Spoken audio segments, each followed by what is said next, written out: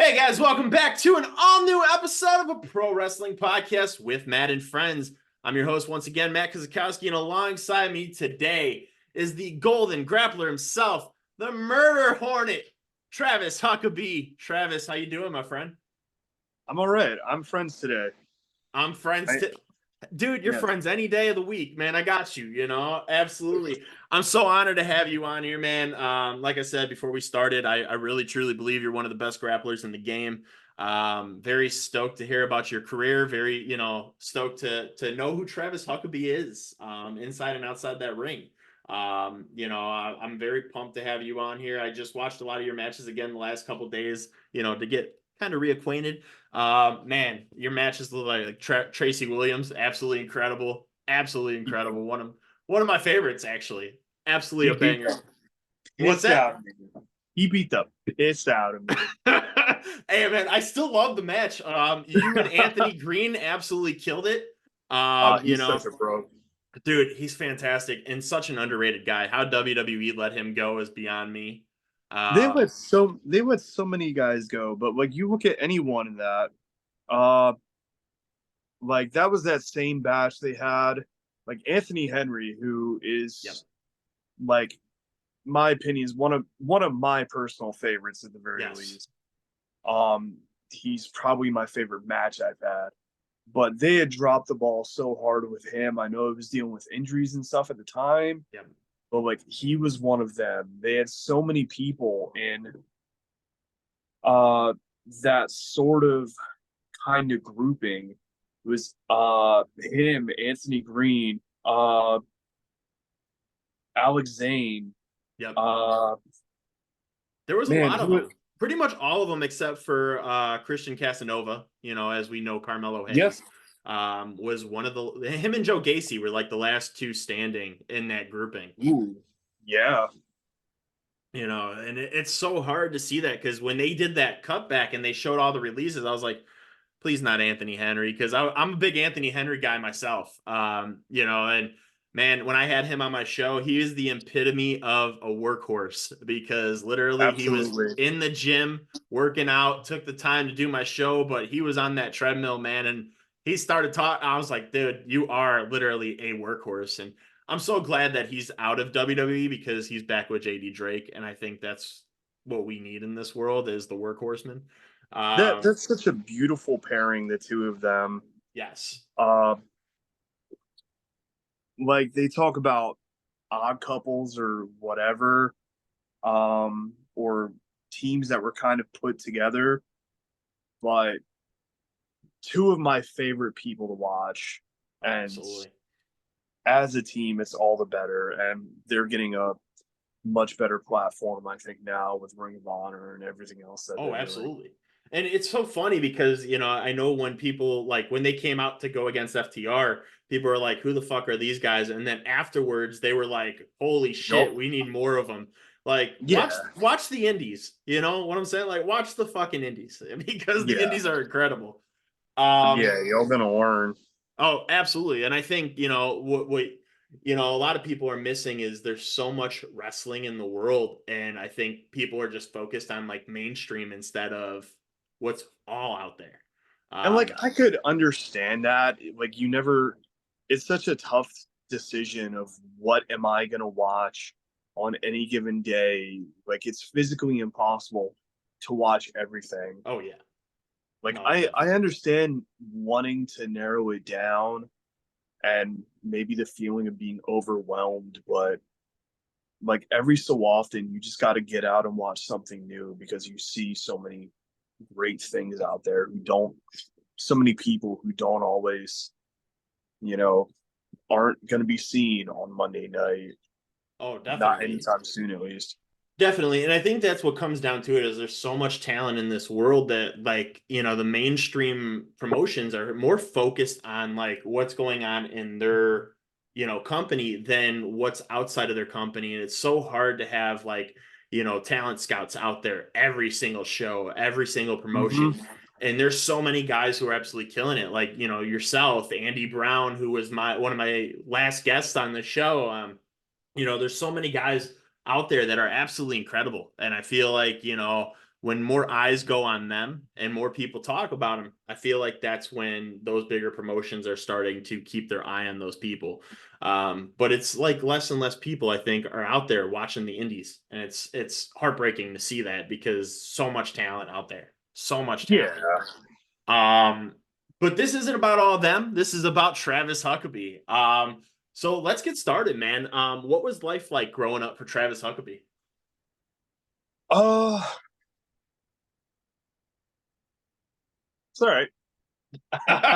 um, I'm trying to think of anything like super interesting. Nothing. I don't think anything out of the ordinary. You know, I was the youngest of four. Um, kind of did our typical stuff. I played sports as a kid. Played probably even more PlayStation than that. Uh, Nothing wrong with that. got into got into wrestling probably about that same time that a lot of people did. My oldest brother uh, started bringing me to some indie shows probably around it was around high school, and through there I was able to see Ring of Honor and Chikara, and it's kind of just a want to do that ever since. Oh, absolutely. And I mean, so you just mentioned that your brother brought you to your first indie show. What was that first indie show that you went to? It was, I'm pretty sure it was the Ring of Honor versus CZW Cage of Death. Okay. Okay. That's a good show for sure. You know, anytime CZW crosses paths with any promotion, I think is absolutely incredible. Um, you know, and you bring it into ROH, nuts.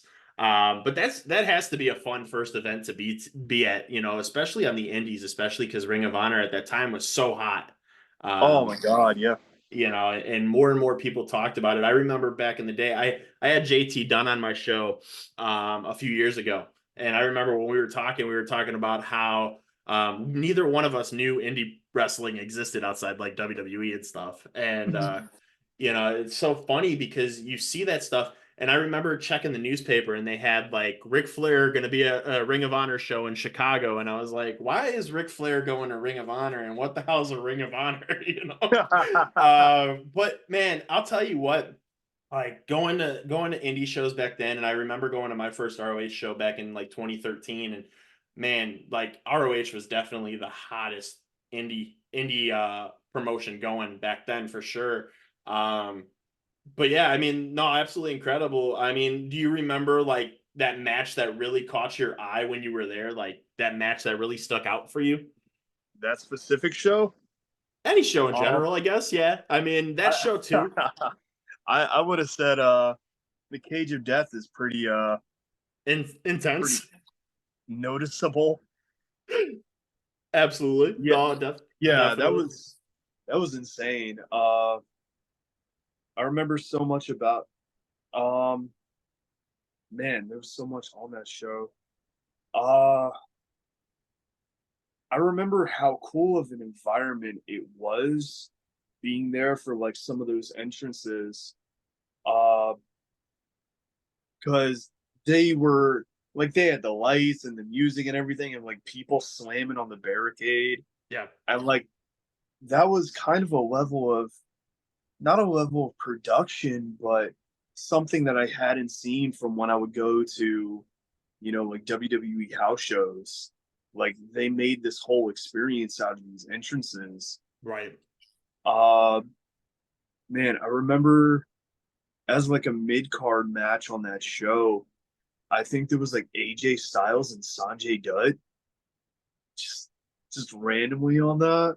Hey, that's a good random match though. I mean, I remember I remember Cage of Death, like uh Kingston was in it, Chris Hero, Nate Webb, Homicide. Man, this was right before Homicide won the Ring of Honor title too. such an Uh underrated guy as well. Homicide. yeah. Uh man, I was there. I think it was him and Morishima, and Morishima won the title off of him. Man, there might be someone out there who's cringing and like is gonna rush to correct me, but I'm pretty sure that's what happened. That match was nuts. I mean, it seemed Yeah, like a great show for sure. I mean, to experience live, in person. Um, I'll never forget the first show that I went to. It was a WWE house show, and it was in the Hammond Civic Center, and CM Punk was there, which was really cool, and hmm. Batista was there, and it was still when, and I'm gonna probably get canceled for saying this, but Benoit was there, and that was very fun match, but I mean we're not going to talk about him. But man, it was such an honor to be there and seeing that experience live. And what they do for house shows is absolutely so much more fun than the Oh yeah. live TV shows, because you don't have to worry about like stopping for commercial breaks or anything. It's such a fun experience. And Oh um, yeah. if there's people out there listening to this when this is posted, like if you've never been to a wrestling event, go. Like, what are you doing? Just go. So, you talked about how your brother, brought you to your wrestling shows, that you started watching it back, about high school days, probably about what, 2006, 2007? Uh, Because I believe we're around more. about the same age here. So, Yeah, it was. I think it was about 2007, 2008, okay. somewhere around there. I think is when I started going to indie shows. Oh, definitely. And so when was that moment that you kind of realized like, hey, I want to do this for my career? So I touched on it earlier, but I went to a few Ring of Honor shows. I went to a lot of Chikara shows. They were very local, based in Philadelphia area. I was able to go to a bunch of those, and just being there and seeing all that stuff, uh, like I was so drawn into it, like the characters and the stuff that they were doing, and you kind of see that there's a few people that like these aren't the 9 foot tall like Goliaths that you see on TV or whatever. So like I saw a fair bit of dudes that were like my general size. It's like, oh, I could do that. I could like get a colorful costume and be like, this bright character. Meanwhile, fast forward and like so much for that. No, I love it, man. So I mean, shit, man. You trained at the Wrestle Factory, and the Wrestle Factory obviously leads you to Chikara, right? I mean, so tell me a little bit about how that experience was getting to the Wrestle Factory. How you were approached to either train there, or how you tried to approach them to train there. Tell me about your experience training at the Wrestle Factory. So I remember when I was in college, they had like a open tryout. Okay. You go there, they put you through some exercises, they decide someone that's gonna, train with them. I remember going to that one and like feeling like I just barely missed out on it. It's like, oh man, that sucks. Like, okay, on with my life. It's like, okay, ma, I'll finish out college and blah blah blah. So at the time, like I had just finished uh I've just finished a year. I was working down in Delaware. Like while I was down there, like I was going to the gym, like getting in shape and everything. And it just so happens that they had another scholarship challenge. So I see that, and then it's like, yeah, you know, it's around the time of my birthday. I'm gonna get a birthday present for myself. I'm gonna pay I forget how much it was. I don't know, $80 to try out for this. And like at the very least, I'll have some fun with it. So I go and do it, and at the end of it, when they're announcing like who the winner is, they announce me. It's like, oh, best birthday gift ever. So that's kind of how I started my training there. Uh, that was a kind of wild and crazy experience, just getting to train at that school and all the people that I came up with. I came up with so many crazy talented people like Sonny DeFarge and Crummels. Okay. Like I think super underrated tag team out in Ohio. Um, Razorhawk, any number of other people. Uh, I got to train with Fire Ant, Drew Gulak, Chuck Taylor, Hollow Wicked. Like the list goes on and on and on. Oh, absolutely. And knowing the background of where you trained and all the trainers that were there, I mean, and that's where your technical standpoint comes in. I mean, when you went into pro wrestling, did you kind of have like, I mean, there's obviously so many different styles when it comes to pro wrestling. You got strong style, high flying, submission, technical, um, so on and so forth. So when developing your style, how quickly did you know like, hey, I'm going to be a technical wrestler? That's what I want to be. What made you choose to be a technical wrestler? So I think there's a few things that kind of led into it. Um, like I said, when I was in high school was when I started going to these indie shows, and I wanted to, do that one day. So, I joined onto the wrestling team, thinking that there might be some crossover. Maybe in a very distant way there was, but I think that was one part of it. I just had this sort of background to it. And the other thing is when I was still a fan, I remember going to a Chikara show, Chikara Stores Rex, and night two when they were in Philadelphia. One of the big marquee matches was a tag team match. It was Mike Quackenbush and Johnny Saint versus Colt Cabana and Johnny Kidd. Incredible match. If you've never seen it, please watch that. It will give you such a experience of what that old World of Sport kind of style was. Anyway, I remember there was one day I was driving with Quack. We were going somewhere, and I'm just asking him about this match because it was such an alien thing to me. So, like, I'm really kind of probing his mind about, Johnny Kidd and Johnny Sane and all this stuff. So I think by me like showing interest and like having my background, Quack sort of decided like, this is something I could do with this guy. It'd be something different.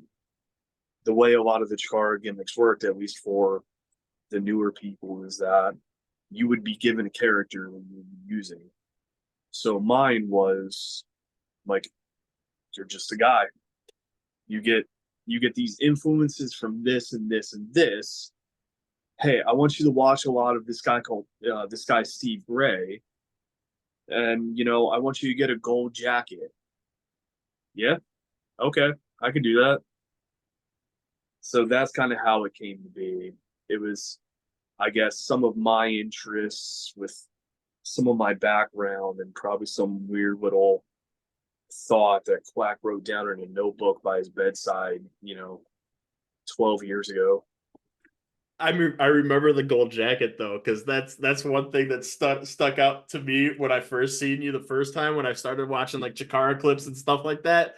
Like that Yeah, gold jacket really stuck out to me, and I was like, dude, I wish I had it's that jacket. all about that branding. It's all about the branding, man. But no, man, I mean, absolutely. And Chikara was so much fun too, right? I mean, Mm-hmm. Chikara, I think, was the indie version of WWE because you had such character work, you had entertainment, you had all different types of wrestling, faction. It was just so much fun. And it definitely was one of those better promotions. I know Chikara is not really doing its thing anymore, which is very heartbreaking to see. But truly, I mean, being one of those guys that got to walk through Chikara, being able to train for the Wrestle Factory, I mean, you really had a groundbreaking start. And that's one of those promotions that is definitely an honor, probably be a part of, especially just becoming a newer wrestler. Now, being one of the most unsung, underrated, one of the best technical wrestlers in the world. Who were some of those technical wrestlers that you really studied most to get into your character, into your role? So when I first started, like early, um, it was a lot of Steve Gray and John Cortez. These were two guys from World of Sport. They were kind of middleweight guys. That's another thing. If someone wants to go out, there is a match out there somewhere of John Cortez and Steve Gray. It is one of my favorite World of Sport style matches ever. They're both wearing black trunks. Steve Gray's got his silver boots. The match goes for, if it's the one clip, it should be an unedited or an uncut, just straight all the way through clip. It's like 20, 30 minutes. It's fantastic to watch if you pay attention. Anyway, those were two guys that I studied a lot in, kind of early parts of it, not just for the techniques, but the way that they moved and the way they carried themselves. As I kind of carried on in my career and, changed my style kind of gradually, I remember it was a lot more people like William Regal, Timothy Thatcher, bit of Anthony Henry, talked about him earlier. Yep. Gresham, Zack Sabre Jr., like anyone who was kind of classified there as like a grappler or a technical wrestler. Kurt Angle, Drew Gulak, the list goes on and on. Can we talk about Gulak for a second and how underrated he is too, man? No, like I was just telling my buddy about this earlier. Like the group that he's in NXT right now, and all those young, guys that are coming up that he's kind of like mentoring, doing his thing with, like, it gives you that catch point vibe, back when he was doing his catch point stuff. And obviously, you have it's called the No Quarter Catch Crew, very similar to Catch Point. But I mean, dude, Gulak is one of those guys who definitely does not get the recognition he truly deserves. And I think, if you really put him, when he was doing his stuff with Daniel Bryan in WWE, like I thought they were going to push him to the moon, and they stopped. They halted. I don't know why. But Gulak is definitely one of those guys who I don't think get a lot of credit. So what was it like kind of getting advice from him, training with him a little bit? What was that experience like? So I'm fortunate in that I still have the opportunity to train with him. I currently train with his school in Philadelphia. Oh, that's cool. Okay. So I still get to train with him and Hot Sauce Tracy Williams and, the rest of the crew there. He's such an interesting person to kind of talk to. Like there's some things where it's just so simple, the way that he'll kind of like explain things. But he could also be really intense, and somehow he could do them both at the same time. That's awesome. I don't know. Like I remember there was a day when I was first learning how to be a referee. He was sitting at a table at ringside, and it wasn't just ringside where you see the table off in the corner with the bell. Like the table is literally pressed against the ring. Yeah. And he was sitting there, and the entire time, like as the match is going on, I just hear him like saying from the table, it's like, does he give up? Ask him. Does he quit? It's like, check on him. The That's entire awesome. time, it was like I, was one of those guys with an earpiece and had someone like in my ear the entire time. Like the entire time, it just feels like he's just yelling at me. It's like, God, I just want to catch a breath. And then like as soon as the show is over, like I pass him in the hallway, like in the locker room, and he just gives me a hug. He's like, "Great job, buddy." What was that? That's awesome. So that's kind of like how he can be. Like as a trainer, it's like, get up, do it again. Get up, do it again. Get up, do it again. Like it'll feel so almost like threatening, but then as soon as it's done, he turns into like the nicest person. It was like, who are you? I mean, it's crazy though, because any guy that I've seen, or any female that I've seen that has had Drew Gulak as a trainer, is one of the best out there. So I mean, he pushes because he is that damn good, and he wants you guys to succeed and be as damn good as he is. And I absolutely, hey, you know what? If that's his style, go for it, man. You know? Yeah, I love the opportunities that I get to train with him. I think he's a phenomenal teacher, and uh, my God, it was weird. I got one of the 2K games, and one of the first things that happens when you open up the game is that it brings you into the tutorial with Coach Gulak. And I was like, oh my God, he's everywhere. Yes. I think that was like 2K20, if I'm not mistaken, when they first changed No, like it the was more recently. Um, it had to be 22 then, because it was like right when they changed like all the controls and everything like that. Like it was like a whole new concept, and Drew Gulak's like, this is how you got to do a submission. And I'm like, yes. train me, Drew, train me. But I remember that too, because it was like the opening credits and everything like that. And I forget who he was in the ring with, but it was a very fun experience, because learning with Drew Gulak is the best way. I just waited for that PowerPoint presentation to pop up though, and Oh God. it never worked. Um, but we talked about pretty much like all the different styles of professional wrestling. I mean, there's so many different kinds of styles out there. Would you have, if you could give any advice to any pro wrestler that is upcoming who are trying to find what style fits them best, what kind of advice would you give them?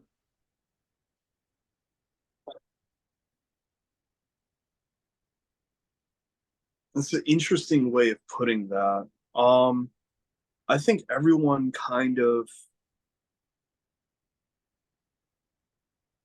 ah, I think everyone kind of has an idea of what they want to do, and then like and then they start, and then sometimes it doesn't always work out. Like still do what you enjoy. Um, but I would just say like find as many people as possible that you can learn from. Because um even if one person is an amazing coach, like they just might not be able to tell you something that's going to resonate with you as much as someone else. Like I had the opportunity to train with Hollow Wicked and Chuck Taylor, two incredible wrestlers. You don't need me to tell you that. Um, but I did not always resonate with those classes. I still learned, but then I would go to a firing class or one of Gulak's classes, and there would be stuff there that would stick with me more. And that's kind of how I kind of learned and developed my own thing. So I would say just learn from as many people as possible, because even if one person's telling you something that doesn't work, the next person might give you something more helpful for you. Absolutely. I mean, just pretty much going to different seminars. I mean, there's so many new seminars, even wrestlers that are just making a name for themselves. They're Mm-hmm. starting to do seminars too. And, when you learn from, and it's so funny because I've had former guests on my show that are like, oh, well, I trained at one place and that's all I can train at. And I'm like, that doesn't make sense to me. Like, I feel like if you're a pro wrestler, you want to get all the experience you can. And if there's an opportunity knocking at your door that says, hey, come train here, learn something new that we might be able to teach you, you could get all the experience in the world. There's so many different opinions and different mindsets when it comes to the world of pro wrestling. And that's what makes you so much better. My all-time, the guy I believe is the all-time greatest professional wrestler of all time is Alex Shelley. And I think it's because he learned his craft from everywhere, Mexico, Japan, the States, like everywhere. And I feel like he is one of those guys that just sat there and was like, yes, and learned it. because I mean, when he first started, you could tell, like, one of his finishers was called "It Came from Japan." Like, I mean, literally, he just did everything he can do, and sky's the limit for him. I mean, he absolutely had a hell of a career. He just lost the TNA World Title, which sucked. I mean, I hated to see that, but more kudos to Moose, I guess. But there's so much knowledge out there when it comes to the world of pro wrestling, and based on everybody that you told me that you trained with, Chuck Taylor, Drew Gulak, Hollow Wicked, guys like that really have, different kind of, how do I put it? Different kind of like mindsets when it comes to pro wrestling. Chuck Taylor used to be that guy who was entertaining and threw a grenade in the middle of the ring. And now he's just like, he doesn't do that anymore because it's live TV and he can't do that shit. But I mean, his mindset for pro wrestling, he's such an underrated guy as well. I don't think a lot of people Yes. look at Chuck Taylor as somebody who can go 20 minutes in a match. And it's very Yes. upsetting because he's so damn talented too. Mm-hmm. Um, and just the guys, and you could tell, like, when you're wrestling your matches, you could tell all these guys had that hand and getting you to where you are today.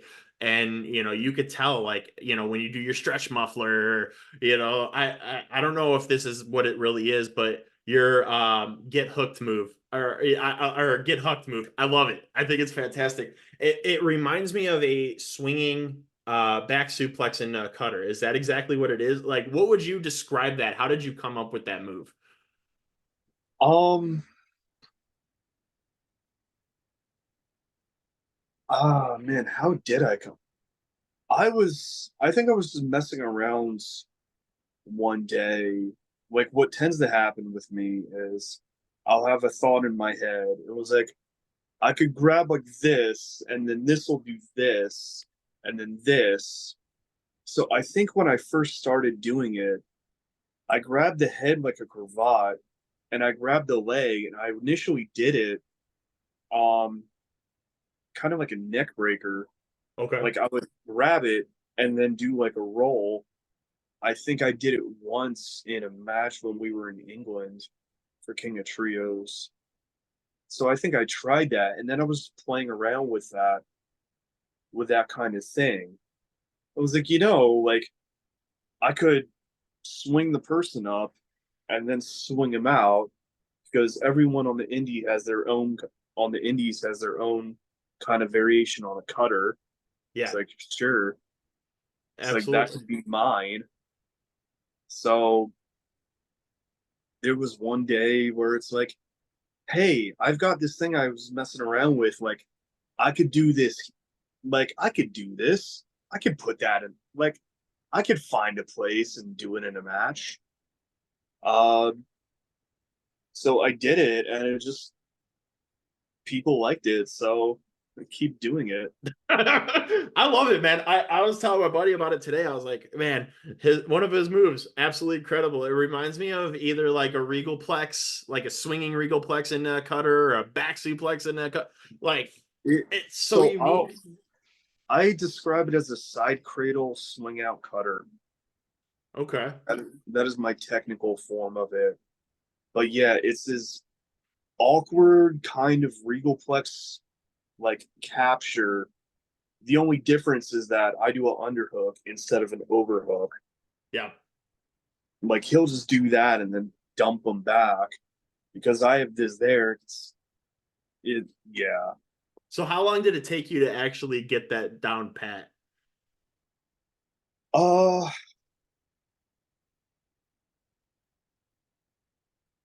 Maybe a couple months, like just to figure out how, mechanics of it, and then, go to training and do it on every single person there that'll let me.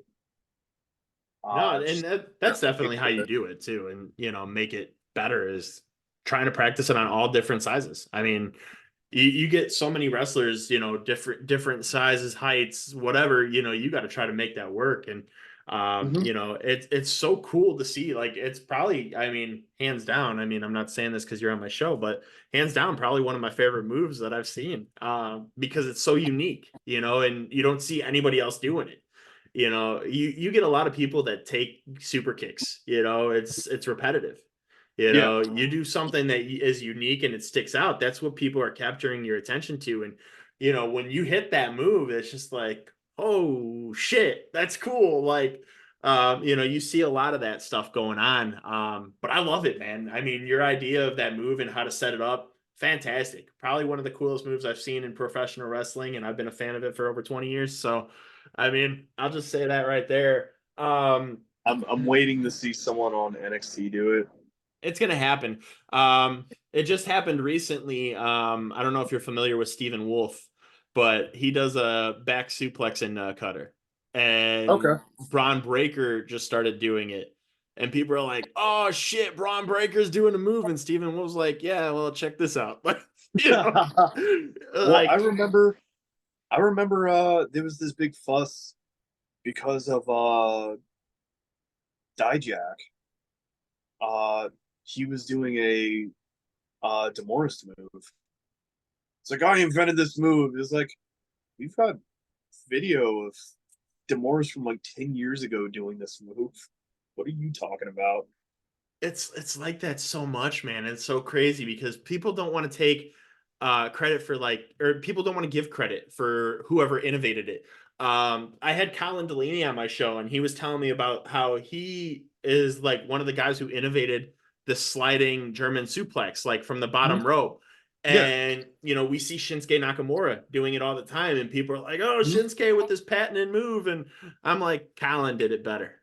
You know, it's It, just people don't get the recognition they truly deserve when it comes to making moves.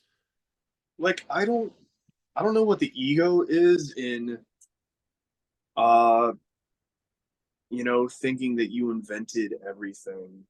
Like, I'll be the first to admit that I've taken things from all over. Like, I think when people see the stretch muffler, the first one they think of is maybe Brock Lesnar. But I remember Yeah, watching I'm that guy. that's fine. I remember watching a match. It was uh Toshio Yamada against Manami Toyota.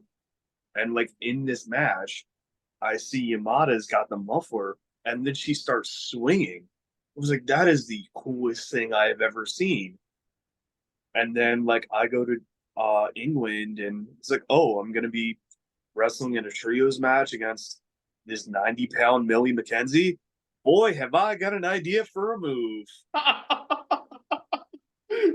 Dude, and your stretch muffler, like, I want to say this, man. The way you hook it with the body scissors, like, nuts. I love it. Dude, it's so different. It's so unique when you lock in your stretch muffler compared to what I've seen before. It makes it look more painful. You know, they're not just hanging. You know what I'm saying? Like when Brock used to do it, they were just hanging upside down, so it didn't look super painful. Um, Well, yours is different.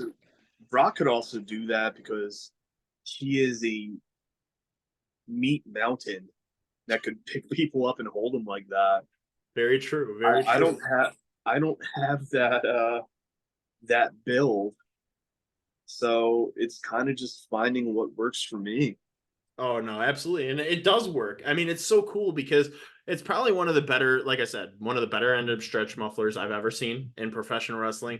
And I've seen it quite a few times, but not by like a whole lot because it's not one of the most common finishers or common wrestling submission moves that you see regularly. So when you put your spin on it, it makes it so much cooler. And I think that's where it comes down is like, you know, when it comes down to pro wrestling, like you said, I mean, there's so many moves out there that, you know, people have to take it from somebody else. And, you know, Mm-hmm. everybody can't innovate everything. Mm-hmm. It comes down to it where you could put your spin on. Mm-hmm. You could put your little uniqueness to it. And I think that's what makes your stretch muffler stick out than Brock Lesnar's. Because, you know, Brock, yeah, he's hanging them, but you're like down on the ground with it. And dude, it's sick. It's sick. You know, it just your style of, you know, your technician is very calculated. and I love watching what you're doing in that ring. It's absolutely incredible.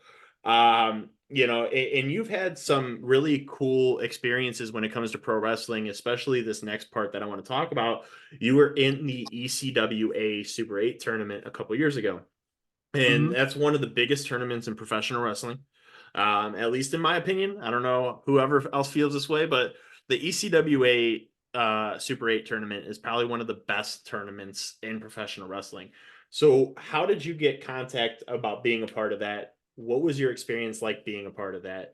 Let's talk about that a little bit. Yeah, so it was interesting, like my communications with ECWA, because I want to say it was like in October that they had hit me up. Um, they hit me up. It's like, hey, we were interested like in using you. Would you, like to be in the Super 8 tournament? I was like, yeah, that's a big honor. Sure. Um, like I can only imagine that Avery Good might have put in a word for me because I think he had won the year previously. Uh, so they had contacted me in October, and I don't think the tournament was until sometime in the spring. Uh, Maybe March, April, sometime in that frame. I'm not honestly sure about it, but it was so weird to me that they booked me so far out in advance. It's like, okay, this is cool. And then they start releasing all these people that I'm like in the tournament with. I'm like, yo, this is a pretty stacked card. I pulled for you, man. I was waiting for you to win the whole thing. I remember But when they announced it. I was like, yeah, this is all Travis right here. Travis's tournament. He's winning this shit. I believe what Darius Carter won that one, didn't he? mhm. Yeah. So that Uh another guy who's absolutely killing it. yeah. He's he's fantastic at what he does. Oh my God. I tried to rib him once and it ended not great. I So gotta hear this after story. no, so like after he won the tournament, like cool, he had the trophy. Like he decided independently that like he was gonna bring this trophy with him to his bookings as like part of his entrance. You know, I get it. That makes sense for him. So, like, there's one day we were booked on the same show. It was Invictus. I had wrestled Rob Martyr in a Pure Rules match there. He had a match later on the card, and like he was off somewhere. So I see the trophy there, and I don't know if I'm, you know, spoiling this for anyone, but like that trophy was not of the highest quality. Like, so I noticed that like the figure on the top was a little wobbly. It was like, okay, I'm gonna mess with him. So like I find out that the figure on the top is being held on by like there's this big rod that has like a bolt that kind of screws in that connects to it. So I'm like, hey, how funny would it be if he came back and just, he picked up the trophy and the dude just fell off. So I undid the rod and I took the thing out and realized that there was no way I was going to be able to get this thing back on. So like he comes back and like, ha ha ha, I got you. But like, I'm gonna fix this, bro. Like he wasn't mad or anything. I think because like It was he already knew it was a loose. cheap trophy and like Yeah. because I was staying to try to fix it, I think we end up like having to super glue this thing back on. It's like it would have been so much better if I could have just unscrewed the thing. He picked it up. Then I'm like, ha ha ha, here, dog. Let me just put the thing back on, and then we could have just screwed it back in. That would have been so much better. But it But was that's really not good. what happened. That's awesome. So they had to have got it at like some bowling shop trophy place or some shit. It like it's impressive when they present it, and like that's awesome. But you know, past the first day, you start seeing like all the shine and everything sort of fade from it, and you realize like, oh yeah, this is yeah. That's awesome. Uh, I mean, he was seeming pretty chill about it. I mean, he didn't seem bad, so that seems like a good thing, right? I mean, yeah, like I spent a good, I don't know, 15-20 minutes like trying to fix this thing. I wasn't gonna leave them with a busted trophy that I busted. well, I mean, Like, at least you were good about it, right? I mean, you fixed it. You tried to fix it as best as possible. We did the super gluing. I mean, end of the day, I mean, he's probably still on there, right? It's not broken completely. He's back on there. yeah, dude's back on there. Hopefully Darius just decided it's like, you know what, that's enough. That's all I'm gonna get out of this trophy. I'm gonna just leave it in the corner and be able to point at it. I was like, huh, that's when I won the Super 8. Don't get too close to it. Your breath might knock the thing off. Just don't blow at it, and it'll be good. Yeah, be careful how hard you look at it. If you're ugly enough, it might just fall backwards. A solid glance might. Oh man, but no. So I mean, it's a cool tournament. So many big names have been a part of that tournament. You see guys like Christopher Daniels that's been a part of it.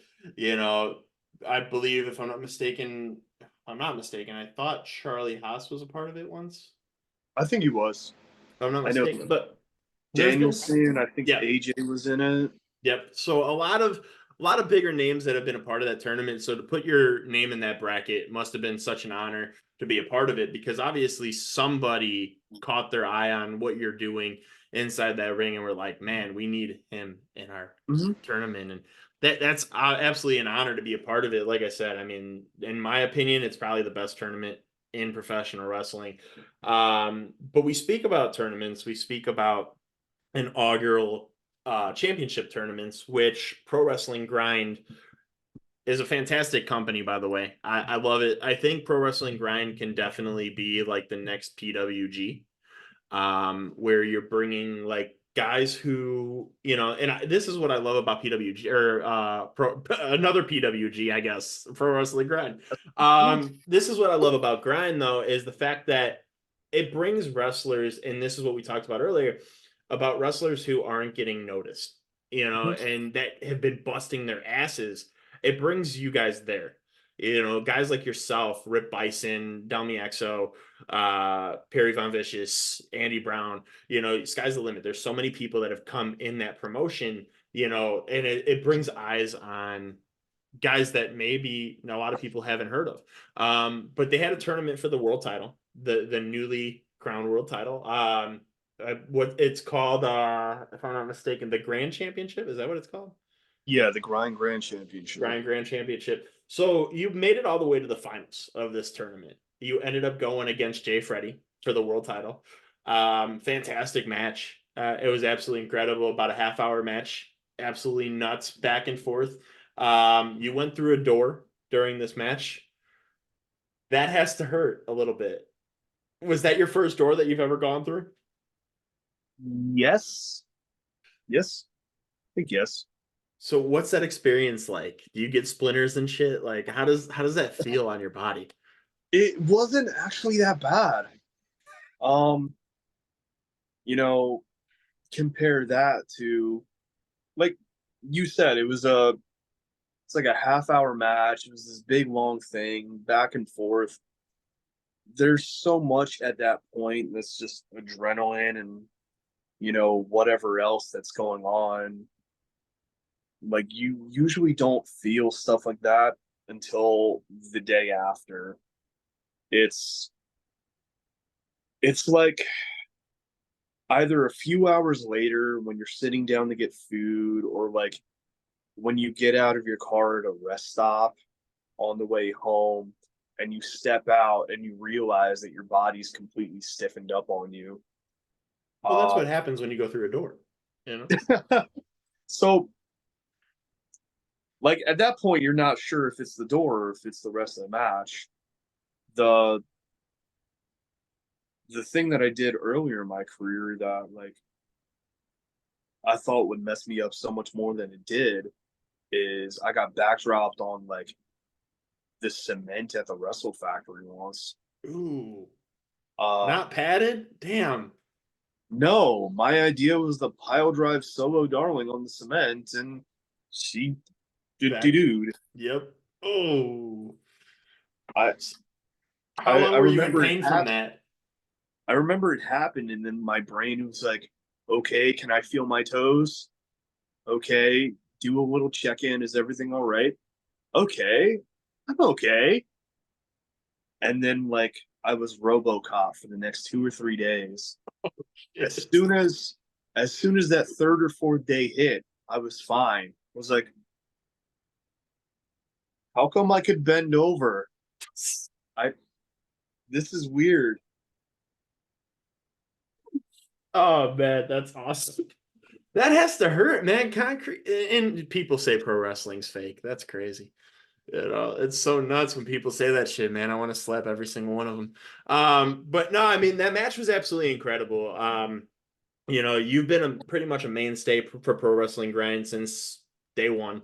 I mean, you missed a card? Have you missed a show from Pro Wrestling Grind, or have you been on every single one? I've missed a couple. I know like the RPM Fest shows.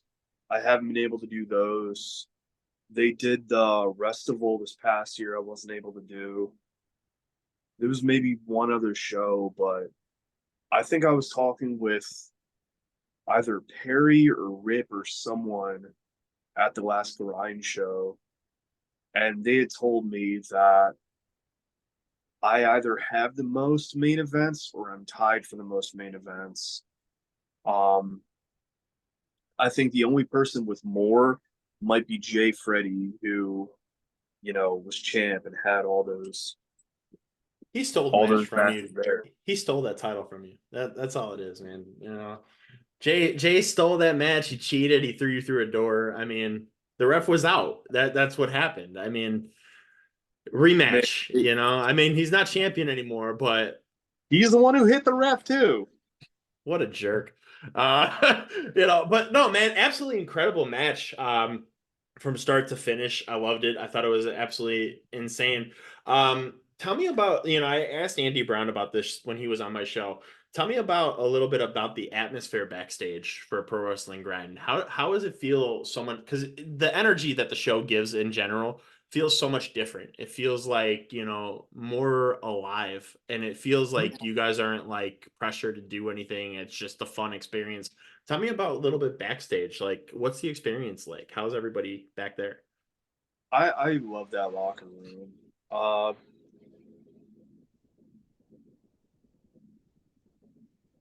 Use Every so often we'll joke about like you need to have a certain level of mental illness in order to wrestle a grind. It Like I think it's a lot of people that like, not to take this in a dark place or anything, but like a lot of people that might have felt like underappreciated or whatever. Lost in And the shuffle. yeah, and I think they're just so happy to be there and have this platform and this opportunity. And I think that really kind of comes through in the locker room. You see a lot of these incredible, talented people uh, who are just happy to be there. They're happy to be there. They're gonna, you know, bust their butts and just try to do like an incredible match. And I think there's that understanding and that kind of respect amongst a lot of the people there. They Oh, all kind of absolutely. eye to eye on this stuff. Absolutely. And you could kind of tell, I mean, just in the matches themselves, like you guys don't feel like, you have to rush through it. It's, great paced. It's fun. It's a great experience. I would love to come out there and see one of the shows live because it just feels like it's so much more fun being there live and seeing what the company's doing. What Rip and Delmy are doing is absolutely incredible. I feel Yeah. like, like we said, is, it comes down to it where there's so much wrestling in the world, and I feel like only people that really are in the business can really see those that really are hungry and wanting Yeah. to be the best. And I Hmm. feel like with those opportunities, I feel like, most people don't get the eyes on them. Rip and Perry just went to Japan. I mean, it's absolutely incredible to see that. I feel like Pro Wrestling Grind has been giving so much eyes on them that Yeah. I feel like more and more people are starting to see what you guys are all capable of doing, and it's an awesome experience. And I'm honored to be able to watch it and experience that because it's absolutely incredible. When it comes down to it, there's so many good performers there. Absolutely killing it. And I would love to see more titles be introduced eventually. Because it is a fun experience. And I feel like when the fans are interacting with you guys, it's off the charts. Um, Now, if you can give any advice to any upcoming wrestlers who are just trying to get into the business, I know we just talked about how there's so many wrestlers in this industry that aren't getting the eyes on them. If you can give any advice to any upcoming wrestlers who are trying to get into the business, what kind of advice would you give them? As far as like getting out there, um, that really is kind of tough. You hear a lot of people say the same things over and over, and like it almost feels like it's almost like when you go ask someone for advice and there's like, yeah, you want to be happy, just don't be sad anymore. Like it's kind of tough on that level. Like I don't want to just say the same things that people say a million times, so because that obviously isn't bringing anything new to you. Uh, as far as people trying to get out there, it's really just making the most of those opportunities that you have. It's really easy to get complacent with certain things if the crowd is a certain way, or if I don't know, it's not the audience that you want. Like you still got to go out and do your thing. Uh, leave a good impression on the people that you're around. Like it's only going to help. Uh, yeah, I'd say like a lot of the interactions that people would have backstage, like that's going to do, you know, if you're not getting the opportunities in the ring, like find those opportunities outside of the ring, you know, showing up and helping out. Like, you know, if someone is giving you advice on a match, don't just blow them off. If, you know, be the person that people want to have around in the locker room. Oh, Uh, absolutely. like I couldn't have being, said that better myself. yeah, just even being the person that's like, you might not be there, but your friends are there. Like, hype them up because they're probably busting their asses too. Yep. Like, be some positivity in this really like messed up world. We're all a part of it, man. That's all it is. We're all a part of this crazy world that we call pro wrestling, and it's Yeah. fantastic. Um, if there are three things in this world of professional wrestling that you are grateful for, what are those three things?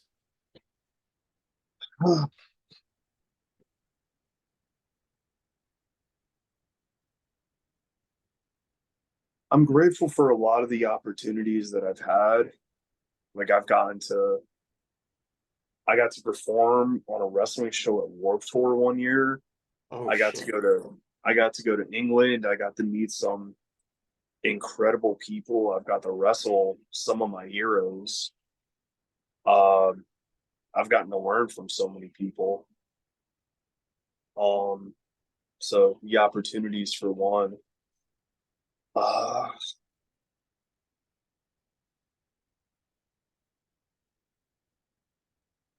I feel like that encompasses so many things. Uh, I'll give the people that I've met their own separate sort of thing. Um, like I don't necessarily know where or who I would have been if not for wrestling, but I'm very grateful for, you know, where this path led me. Um, like I met my partner that I've been with for a while now, kind of inadvertently through wrestling. I've, made some of my best friends through wrestling. Uh, I'm glad to know that there's certain places in the country that I could travel to, or even in the world I could travel to, and there's some people that would like happily let me like sleep on their couch. Whether it's um England, Spain, Canada, Indiana, Massachusetts, like Virginia. It's yeah. Um, and then I'll say third thing in wrestling I'm grateful for is Cat Weasel. Look him up. He's a treat. I'll definitely have to check that out. That's awesome. It's more things from World of Sport. I'm telling people to watch. I'll definitely have to check that out. I'll post that as a clip. Everybody has to go check it out now. It's a thing. Everyone should watch Cat Weasel. Absolutely. We'll definitely Even check if you're that not out. a wrestling fan, watch Cat Weasel. He's a joy. I'll definitely have to check that, especially if it's fun and entertaining. That's the highlight of everything. So final two questions I want to ask you here. If you could choose one technical wrestler in the world that you haven't wrestled yet, it could be dead or alive, doesn't matter who. Who would it be and why?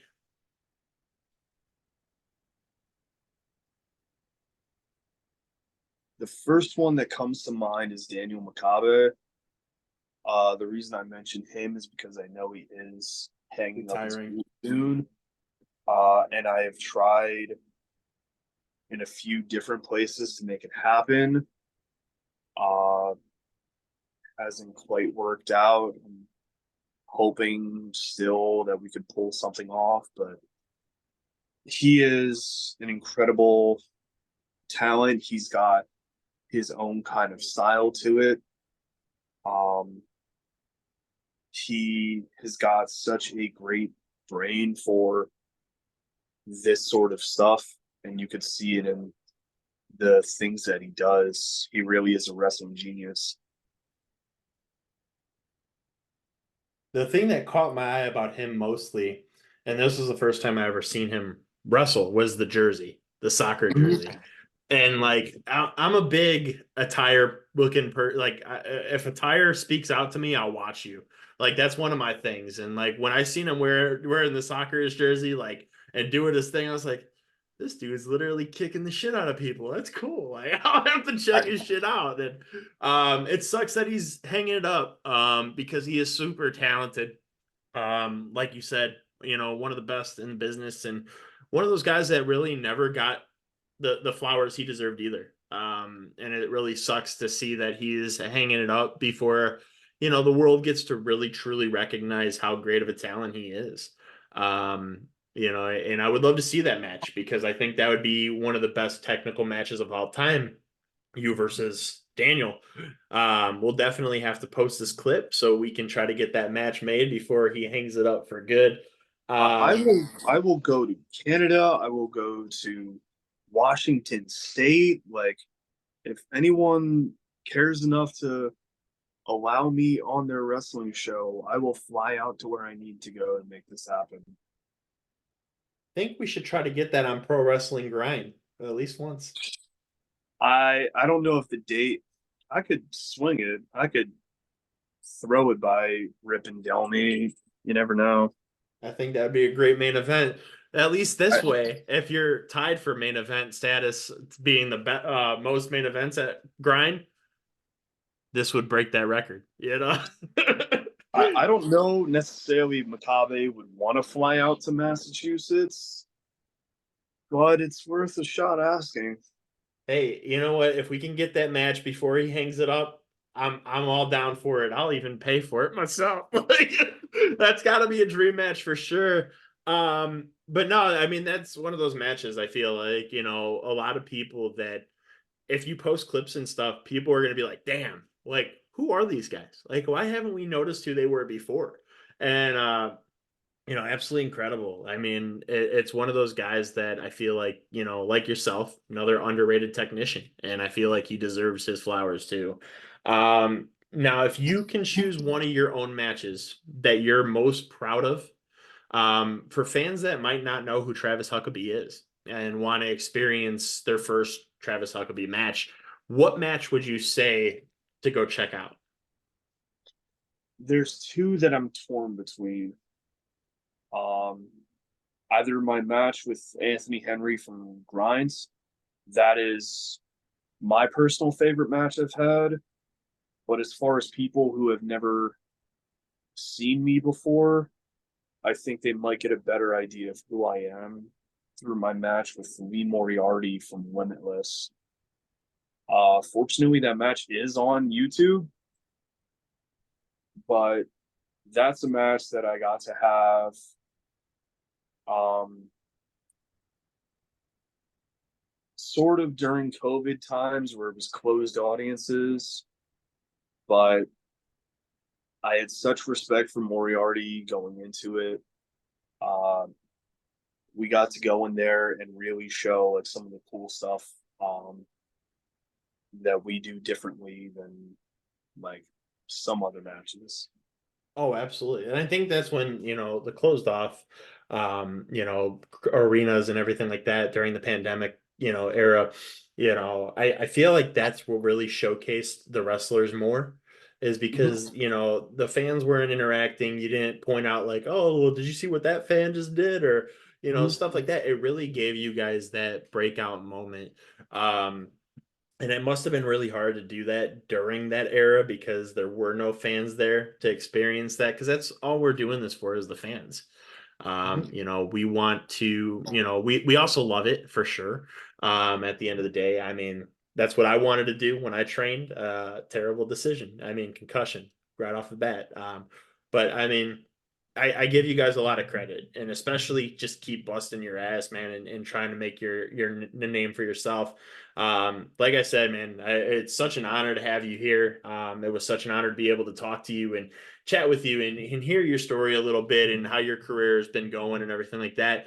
Like I said, I mean, sky's the limit for you, man. I mean, you're one of the best technicians out there, not just on the indies. I seen one of the podcasts before that you were on, and they were like, one of the best technicians on the indies. No, one of the best technicians in the world, hands down. Keep doing your thing, man. I'm really excited to see what the next few years have for you. You know, next decade has for you. Do you want to tell the fans where they can find you at on social media? So best places, either Twitter or Instagram. It's the same handle for both at Travis_Huckabee. You can contact me there. I'm decent at responding to those. There's plenty of my stuff you can find on YouTube and elsewhere. IWTV. Uh, Watch Pro Wrestling Grind, even if I'm not on it. Like the shows are incredible. Uh, yeah, take care of yourselves. Mental health is not always easy. Take that time for yourself. Absolutely. And man, I want to say thank you. You know, I know we've been trying to do this show for so long. My mental health always took a part of it. And, you know, I ended up taking breaks from my show. And I'm so glad we finally got to do this because like I said, I've been watching you for a while and I remember the very early part of your career coming into Chikara and I was like, that guy is he's special. And just to watch what you've done and to see the career that you've had so far and you're aiming to go for is going to be absolutely incredible to watch. I can't wait, like I said, for the next decade of your career. And hopefully we see you on TV in, the near future. I would love to see that. I think the world's not ready for Travis Huckabee yet, but I think they should start. That's all I can say, man. I'm excited to see what happens next. But Travis, thank you so much for being a part of this, man. It was such an honor. Guys, until next time, I was your host, Matt Kozakowski. This is the murder hornet himself, Travis Huckabee. Signing off, guys. Thank you.